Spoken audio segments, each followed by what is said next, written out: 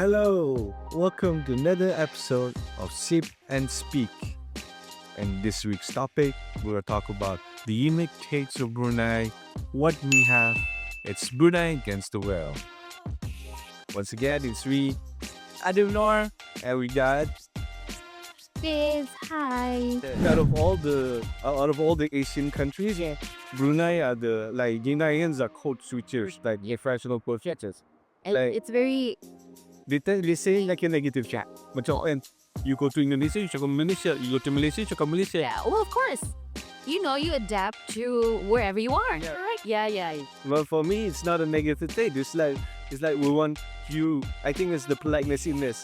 We want them to feel comfortable, and then like we don't want to threaten or we don't want to do it. Like make us like, hey, we're not different from you. Also, whenever I meet people of different Malay ethnicities, like for example, in the you they would appreciate me speaking in their dialect or their bahasa because it's like, oh, you know what? That's nice that you know, Yeah. and it feels a little like home, but not really. But it does sort of in some ways, yeah.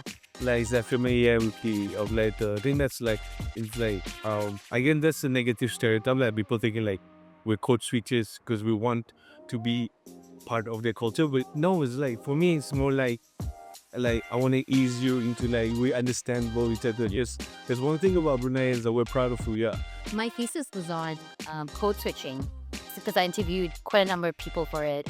When I wrote it, what I found out was like for Bruneians, we like to code switch sometimes to make other parties comfortable, at the same time to make ourselves comfortable. Like if I go to say a gathering and then most of them speak English, of course I would also speak English too, fit in and feel comfortable.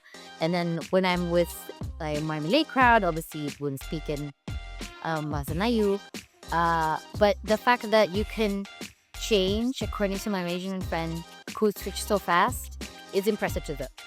Because it's like natural for us.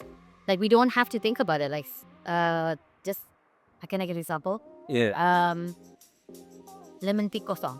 Uh-huh. Yeah, because ping is in Chinese, right? Yeah, and then my Malaysian kind of say ping, and I said, yeah, lemon ping kosong. And then he's like, you just code switched and combine like three different languages together. Yeah, but it's very common I think it's very common in Brunei, and it's also very common in Malaysia. So some parts of Malaysia, I guess, but this Malaysian kind of was like saying like that he found it fascinating that we'd also do that because it was his first time in Brunei. Moving to another point, like the thing about Brunei is like it's small, but once you have someone with passion and talent, like there's a few examples I want to give out.